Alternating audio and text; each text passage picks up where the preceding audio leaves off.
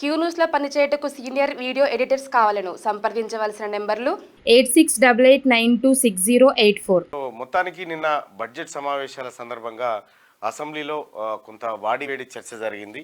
ఆ చర్చ సందర్భంగా దూషణల కాడికి వెళ్ళిపోయింది. అయితే కోమటిరెడ్డి వెంకటరెడ్డి గారిని ఆఫ్ నాలెడ్జ్ అని చెప్పి హరీష్ రావు గారు అనడం, నువ్వు ఎత్తు పెరిగినవు మనిషివి కానీ నీకు బుర్ర పెరగలేదు, నువ్వు డమ్మీ మంత్రివి అని డమ్మీ అల్లుని అని చెప్పి ఆయన కూడా అనడం జరిగింది. ఎవరు మన హరీష్ రావు గారు అవి ఈయన అన్నాడు, ఆయన అన్నాడు. ఈ ఇద్దరి అంశం మీదనే నిన్న గట్టిగా చర్చ జరిగింది. అయితే బీఆర్ఎస్ పార్టీ అసలు బడ్జెట్ మీద మాట్లాడడానికి పెద్దగా వాళ్ళకాడ సబ్జెక్ట్ లేకపోయినప్పటికీ కూడా ఏదో మాట్లాడాలి కదా అనేటువంటి ప్రయత్నం చేసిరు. అయితే అదే స్థాయిలో కాంగ్రెస్ పార్టీ కౌంటర్కి దిగింది.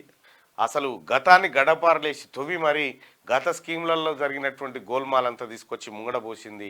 ఇదంతా ఒక ఆసక్తికర పరిణామం. అయితే మరోవైపు అక్బరుద్దీన్ ఓవైసీని కాంగ్రెస్ పార్టీ బీఫామ్ మీద కొడంగల్ నుంచి పోటీ చేయాలని రేవంత్ రెడ్డి గారు ఆహ్వానిస్తే ఆయన నేను కొడంగల్కు రాను అని చెప్పిండు. మొత్తానికి ఉప ముఖ్యమంత్రిని చేస్తానని కూడా ఒక మాట చెప్పిండు. సో ఆ దోస్తానా మళ్ళా ఏదో చిగురించింది. ఇప్పుడు ఎంఐఎం పార్టీ కాంగ్రెస్ పార్టీ పక్షాన కనిపిస్తూ ఉంది. అవి 70, ఇవి ఒక 77కు వచ్చింది అన్నట్లు లెక్క. వాస్తవానికి బీఆర్ఎస్ నుంచి కూడా రావాల్సిన వాళ్ళు కొంతమంది ఉన్నారు. మరి వాళ్ళు కూడా ఎప్పుడు వస్తారో ఏం కథనో తెలియదు. బడ్జెట్ సమావేశాలు అయిపోయినాక వస్తుండొచ్చు వస్తే. సో అటు మండల్లో కూడా అదే జరిగింది. ఈ బడ్జెట్ పైన చర్చ జరిగింది. అటు విపక్షాలు కానీ ఇటు మేము కానీ అంటే సబ్జెక్టు మీద మాట్లాడుకొని రావడం జరిగింది. సో మళ్ళా ఇక మాకైతే 2-3 రోజులు సెలవులు ఉన్నాయి. ఆ తర్వాత మళ్ళీ 31, ఆ తర్వాత 1-2 తారీఖులో బిల్స్ ఉన్నాయి. ఇది నిన్న అసెంబ్లీలో జరిగినటువంటి అంశం.